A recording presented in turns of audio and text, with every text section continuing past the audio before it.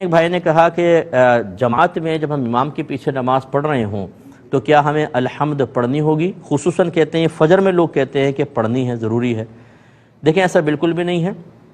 ہمارے نزدیک یہ حدیث بالکل صحیح اور اسی پر عمل ہے کہ قراءۃ الامامی قراءۃ لہ، امام کی قراءت مقتدی کے لیے بھی قراءت ہے۔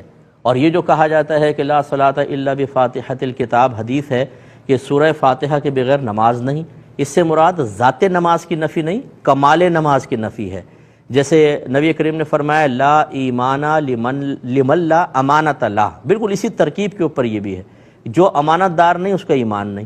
لیکن کوئی بھی اس کا قائل نہیں کہ کوئی خیانت کرے گا تو کافر ہو جائے گا، اس کا مطلب یہ ہے کہ اس کا ایمان کامل نہیں۔ اسی طرح یہاں نماز کامل نہیں، اسی لیے ہم یہ کہتے ہیں کہ سورہ اور یہ اب یہ فرق دیکھ لیجئے اس میں، یہ جو حدیث ہے کہ لا صلاۃ الا بفاتحۃ الکتاب، یہ امام کے لیے ہے یا منفرد اکیلے نماز پڑھنے والے کے لیے ہے؟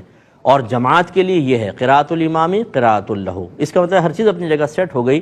جب آپ اکیلے ہیں تو سورہ فاتحہ اور اس کے ساتھ سورت ملانی ہوگی، اگر آپ امام ہیں تب بھی آپ پہ ہم پڑھنا واجب ہے کیونکہ آپ تو امامت کر رہے ہیں، لیکن اگر آپ مقتدی ہیں تو پھر امام کی قراءت آپ کی قراءت ہے۔ تو فقہ حنفی کے مطابق کوئی سی بھی نماز ہو، اگر آپ امام کے پیچھے الحمد یا سورت ملائیں گے تو گناہ گار ہوں گے، اتنی دیر ہمیں خاموش رہنا ہوگا۔